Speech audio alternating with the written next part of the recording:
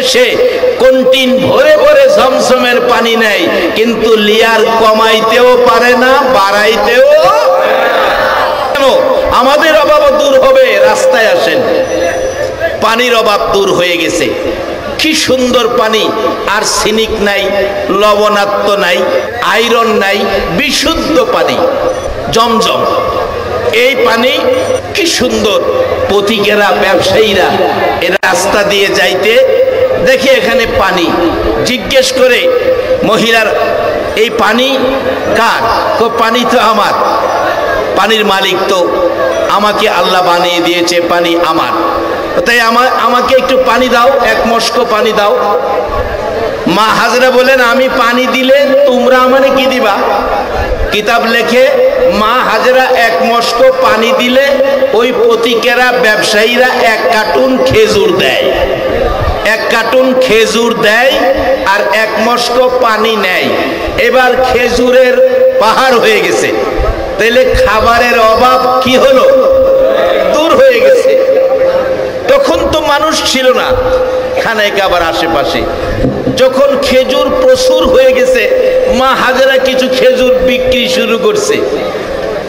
বিক্রির জন্য তো কাস্টমার আসছে। এখন কাস্টমার আসে, বেচা কিনাতে কিছু দোকানপাটও বসছে। দোকানপাট বেচা কিনা হয়েছে, মহল্লা বাড়িঘর বান্দা শুরু হয়েছে। 10 বছর পার হয়ে গেছে। ইব্রাহিম আলাইহিস সালাম ভাবতেছেন, ছেলেটারাই খাইলাম, একেবারে ছোট বিবিরাই খাইলাম, কি অবস্থা, খবর নিলাম না। আল্লাহ বলেন, তুমি খবর না নিলেও আমি আল্লাহ খবর রাখছি। ঘোড়া চালাইয়া সিরিয়া থেকে, বিবি সাহারার কাছ থেকে মক্কায় পৌঁছলেন। আইসা দেখে কিছু ছিল না। এখন ব্যবসা বাণিজ্য, দোকানপাট, মহল্লা, মানুষ ভর্তি। ইব্রাহিম আলাইহিস সালাম তালাশ করতেছে, আমার হাজেরা কোথায়, ইসমাইল কোথায়? কিন্তু পিছে পিছে ইসমাইল ঘোড়ার পিছে পিছে ঘুরতেছে, আর পিছেটা ডাকতেছে, ও পথিক, তোমার ঘোড়ার পৃষ্ঠে আমারে উঠাইবা? বাপ বেটার খেলা। তোমার ঘোড়ার পৃষ্ঠে আমারে উঠাইবা? রক্তের টান।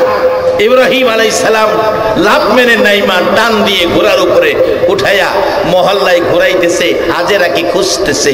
কে যেন হাজেরাকে খবর দিলেন, হাজেরা, তোমার ইসমাইলকে একটা পথিক ঘোড়ার উপর করে নিয়ে যাইতেছে। একটা চিৎকার মারলেন, কে গো তুমি? আমার কলিজার টুকরা ইসমাইলকে নিয়ে যাইতেছ? পিছনের দিকে ইব্রাহিম আলাইহিস সালাম তাকিয়ে দেখে বিবি হাজেরা।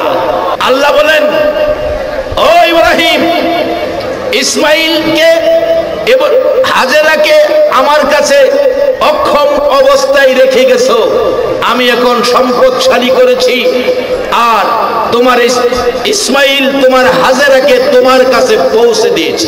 বলুন, সেই আল্লাহ এখনো আছে কিনা? এই আল্লাহর সাথে সম্পর্ক করতে গেলে আল্লাহ ওয়ালাদের সাথে যাইতে হবে।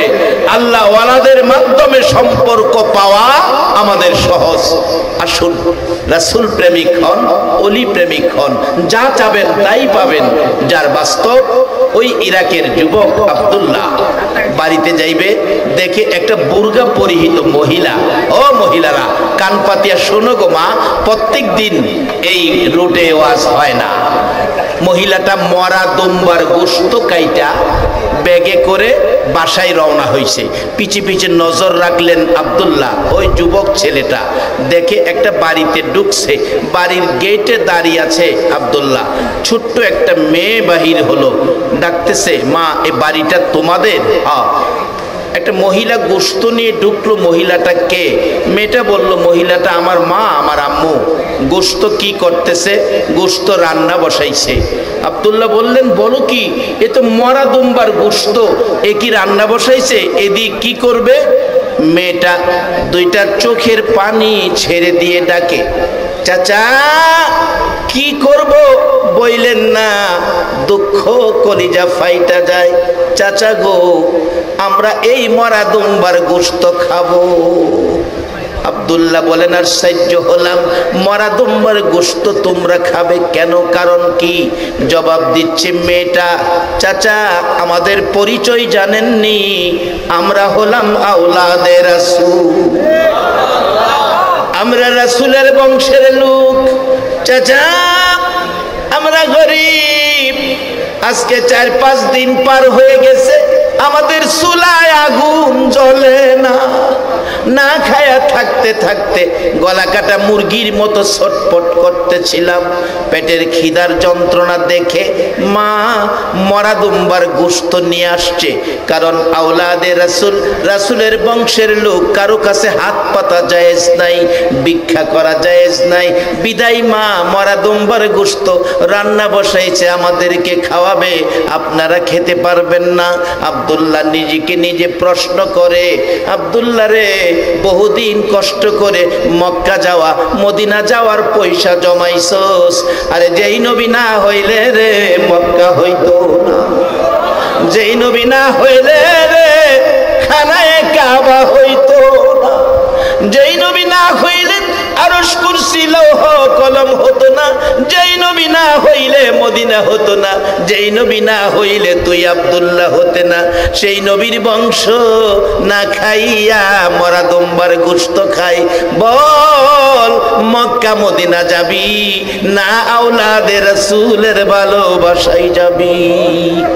নিজেকে নিজে প্রশ্ন করলে, ও বাবা যুবকেরা, জীবনে খাজায়ে খাজেগা স্মরণে আমার রাসূলের পক্ষের মেহমান খাজা বাবা, এই পক্ষে যারা এই মাহফিলের আয়োজন করেছো, লক্ষ লক্ষ টাকা খরচ করেছো, আমার আল্লাহ যদি মদিনাওয়ালার প্রেমে যদি কবুল করে নেয়, মদিনাওয়ালার দিদার দিয়ে কলিজা ঠান্ডা করে দিবে।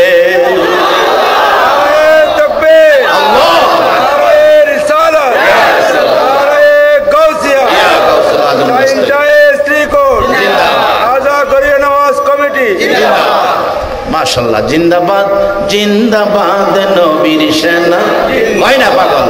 জিন্দাবাদ জিন্দাবাদ নবীর সেনা, জিন্দাবাদ। আমল করো নামাজে রোজা কায়েম করো সুন্নিয়াত, আমল করো নামাজে রোজা কায়েম করো সুন্নিয়াত, জিন্দাবাদ জিন্দাবাদ নবীর সেনা, জিন্দাবাদ জিন্দাবাদ জিন্দাবাদ নবীর সেনা, জিন্দাবাদ। রে বাবারা ভাইরা, আব্দুল্লাহ নিজেকে নিজে প্রশ্ন করলেন, আর এই যুবক আব্দুল্লাহর মন ফয়সালা দিলেন।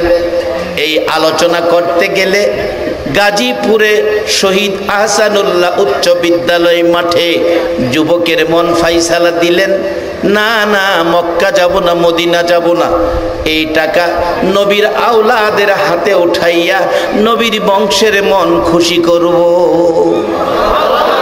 এই আলোচনা করতে থাকলে একটা হিন্দু যুবক দৌড়াইয়া স্টেজে এসে বলছে, হুজুর নবীর আওলাদকে পাইলে আমিও এইভাবে খুশি করতাম। হুজুর আমি হিন্দু যুবক, এখন আমার কালিমা পড়াইয়া আখিরি নবীর উম্মত যুবক বানাইয়া দেয়। রে বাবা যুবকেরা, কালিমা যারা পড়েছো, নবীর উম্মত যারা হয়েছো, তোমাদের চেয়ে বড় কপালওয়ালা মানুষ এই পৃথিবীতে আর কেহ নাই। বছরে বাবা যুবকেরা, তোমাদের মতো যুবকেরা রক্ত দিয়ে আজকে পৃথিবীর জমিনে কালিমা রেখে গেছে, তোমাদের মতো যুবকেরা জীবন দিয়ে আজকে আমাদেরকে সেই রাস্তা দেখিয়েছে। বাবারা ভাইয়েরা, যুবক ডাকতেছে, বল কি করবি? মন ফয়সালা দিলেন, মক্কা যাব না, মদিনায় যাব না, সবগুলো মক্কা মদিনা যাওয়ার টাকা আওলাদে রাসূলের বাড়িতে হাদিয়া স্বরূপ পাঠিয়ে দিব। তাই করলেন, সবগুলো টাকা পাঠাইয়া দিলে বাচ্চাগুলো খুশি হলেন। মদিনার আওলাদ, আমার নবীর আওলাদেরা খুশি হলেন। এই খুশিতে মদিনাওয়ালা খুশি হয়ে গেলেন।